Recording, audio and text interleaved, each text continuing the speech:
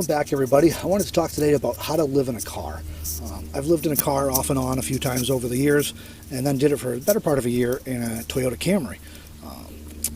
And people have asked me, how did you do that? Wasn't it awful? You know, to be honest, it wasn't a bad experience at all. I didn't mind it at all.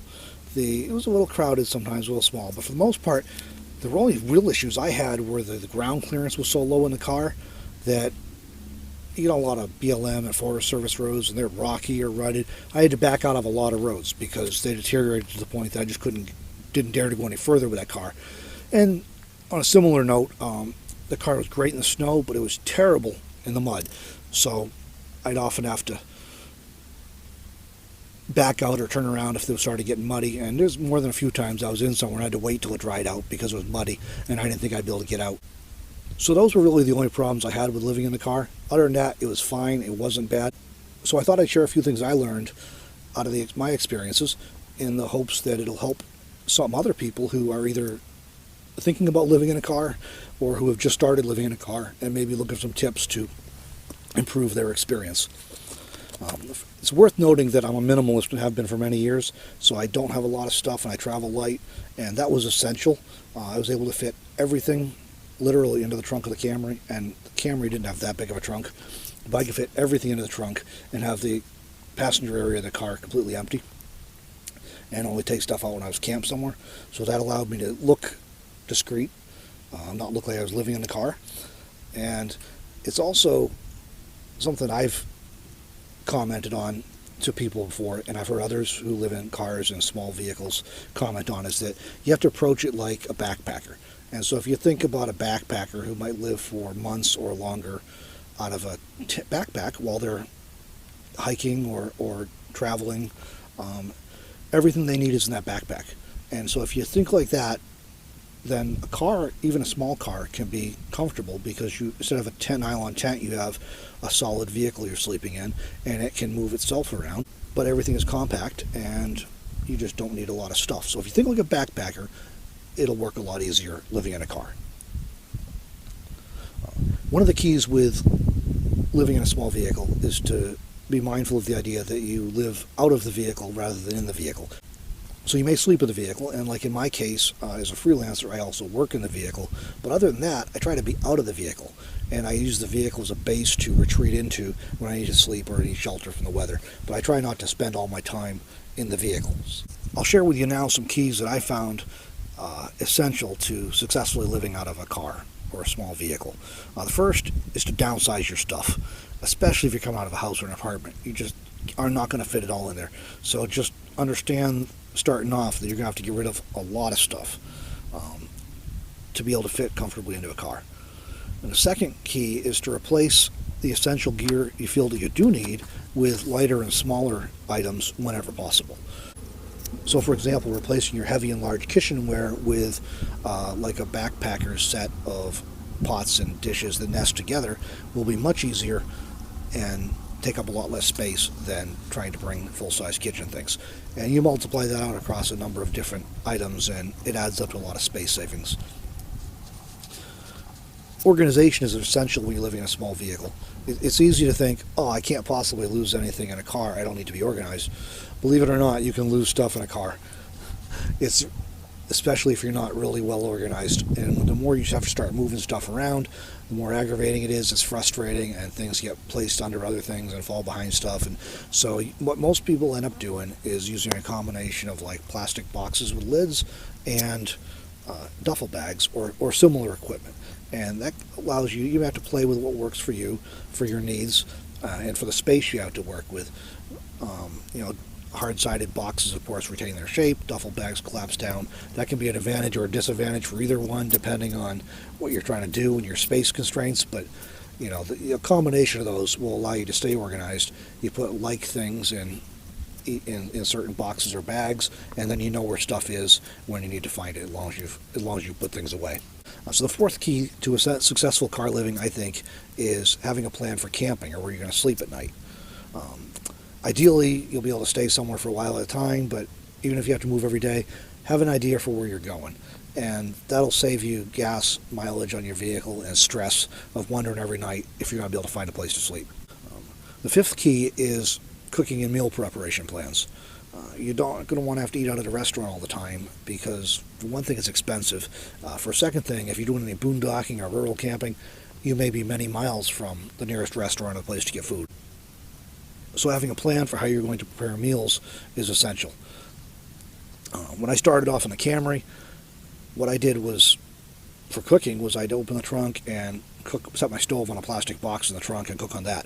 That worked okay as long as it wasn't raining or it wasn't really windy.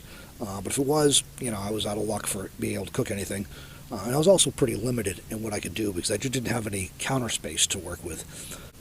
So I eventually found a folding table that fit well into the trunk, and that was really a game changer for me, being able to set that up outside. And as long as the weather was halfway decent, I had some workspace where I could prepare foods and cook, and it allowed me to do a lot more with my meal options.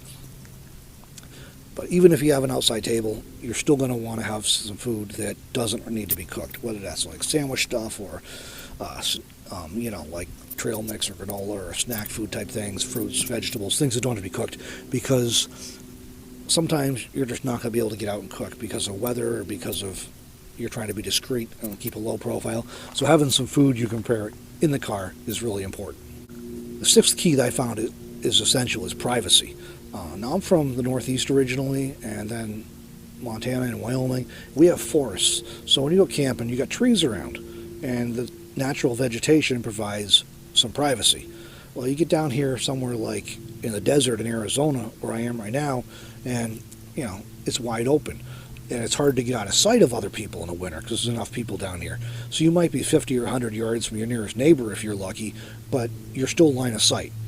So you're going to want some privacy for that. And of course, if you're doing urban stealth camping, you're also going to need privacy. So window tint is a really essential thing that if you at all can get your car windows tinted, if they're not already, it will be very helpful.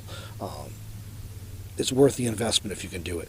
And just go as dark as you legally can in your state, because that'll give you some built-in privacy.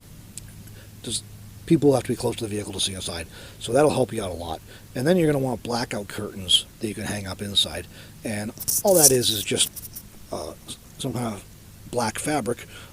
Could be fleece, could be cotton sheets, whatever, but you're just going to want some black material that you can hang up. Heavier like fleece will give you more privacy, of course, but you want some material to hang up inside the van along the windows to give you complete privacy. And by using black, the key is that if the vehicle just looks dark inside, and it's especially true if you're using it behind tinted windows. It just doesn't look like anything's going on inside. Whereas if you put up reflectics or bright colored curtains, it's obvious they're curtains. So the blackout curtains just allow you to be discreet is the key. Now, when I first got down to Ehrenberg about a year ago, again, I come down from Wyoming, and I got here, and I was in a Camry, and I had slightly tinted windows, but they weren't very dark, and I didn't have curtains yet. And so I got here, and, it was fairly busy around the first of the year, and I was maybe 50 yards from my nearest neighbor, but boy, it was like being in a fishbowl, because I was line of sight to multiple other vehicles. I had absolutely no privacy to take care of certain things that I might need to take care of each day.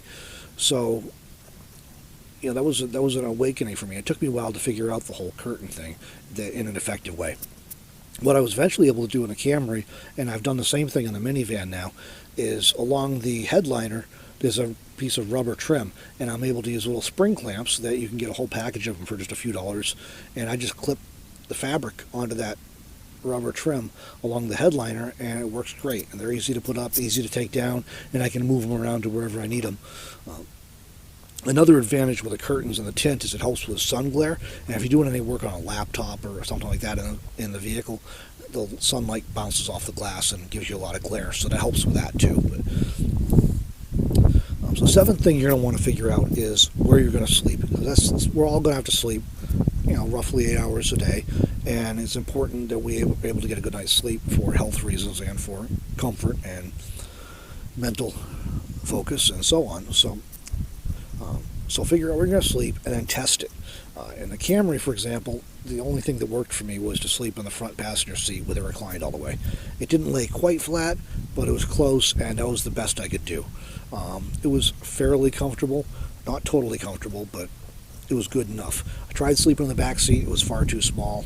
I tried sleeping with the back seats folded down, my feet in the trunk, and the opening into the trunk was really small and the seats didn't lay flat, so that didn't work. So the best I could do was in the front seat. But so get an idea for where you're going to do it, and then test it before you actually move into the vehicle, because what you think is going to work, it just might not work as well as you expect. So that'll give you a chance to make any adjustments before you're actually committed.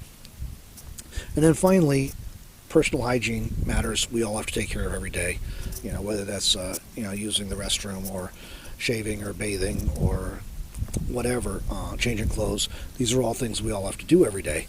And so try and figure out an idea for how you're going to do that in the car, and again, test it. Some things that you think are going to be simple are going to be a little more challenging. And a lot of people use buckets, for example, or jugs for relieving themselves when they don't have access to restrooms. I get down to Ehrenberg last year. I had a bucket. I thought I was going to use in a pinch. I prefer to just go for a walk in nature, but there were so many people around I couldn't get out of sight of everybody. So, first time I tried to use that, I realized the bucket was too tall and I couldn't even use it in the car because the roof of the car was too low. So, as I say, test with your ideas, make sure it's going to work before you actually get in a position where you have to do it and you're not able to. So that way, if you have to make any adjustments, you can do it again ahead of time and make things easier for yourself. So to quickly recap what, to me, I think are the essentials. Downsize, you're going to have to downsize a lot of stuff if you're coming out of a house or an apartment. Find smaller gear for essential items whenever possible. That'll take up less space, save you the space and the weight. Organize with storage containers. Organization is really essential for living in a small space. And use plastic boxes, duffel bags, whatever works for you. But find a way to be organized so you can find things and keep things neat and tidy and find them when you need them. Plan for where to camp in advance. That'll save you gas, mileage in your vehicle, and stress. Plan for meal preparation and cooking. It's something you're going to have to do every day. So if you can plan for it and prepare at least some of your meals in your vehicle or at your vehicle on a table next to it, it'll save you money and save you driving and make things easier. Plan for privacy. You're definitely going to want window tint if at all possible, and blackout curtains will give you even more privacy, especially at night if you have lights or electronics on inside the vehicle. Figure out where you're going to sleep in the vehicle, because that's something you're going to have to do. So figure out where you're going to sleep and test it. Make sure it's going to work and be reasonably comfortable. And finally, figure out matters of personal hygiene. Where are you going to do that in the vehicle? And again, test it. Make sure it's going to work for you. So all these ideas are basically going to be applicable whether you're doing boondocking out on public lands in the middle of nowhere, or whether you're doing urban stealth, with some variations. Boondocking is much easier if you're able to do it. But of course, boondocking, you're out in the middle of nowhere, sometimes called dispersed camping. You just go out in the middle of the desert or the forest and find a place to park and park. So the catch with that, of course, is you need income. So if you have retirement or disability income, or if you're a freelancer or self-employed and can do your work from where you are, that's the way to go, really, because it's just much easier. A lot of the aggravation you have to deal with urban stealth camping just isn't an issue when you're boondocking. It is a lot easier in the western U.S. If you're in the eastern part of the country, there are some places you can boondock, but they're going to be a lot more limited, and they're going to be fewer and further between. So if you have the option and you're planning on doing this, you'll find it a lot easier out in the western U.S. Urban stealth will limit some of your options, but sometimes it's essential. Maybe you have to have a job, and so you have to be in town where you can work, or maybe you have medical things or some other reason that keeps you in the city. And if so, then you'll have to do urban stealth. It's more difficult to deal with hygiene matters, and your cooking may be more limited and things like this, but the basic same principles are going to apply in either case. So there are some of the things that I found to be essential for successfully living in a car. I'm sure there's some things I forgot. Meanwhile, there's some other things I know I could have covered, but it's kind of outside the scope of this video. This is long enough already. Like, for example, if you're going to have to work and use a laptop or something, you're going to need a house battery with a way to recharge it, whether that's solar or continuous duty solenoid, so you charge off your car engine. but not everybody needs that. I know people who are boondocking and living in vehicles, and they just recharge their phone every few days. They don't use it much. And if you're doing that, you can just recharge it off your car engine. You don't need a separate house battery. So that's outside the scope of this. I'll probably talk about that in a later video, and there are probably some other things like that. I think these are the essentials that you really have to have, or you want to think about to live in a car successfully and reasonably comfortable. If you've been living in a car yourself and you got some other ideas, maybe throw them in the comments below. Share them with anybody else who's either just getting started doing this or thinking about doing it, and we can help them out that way.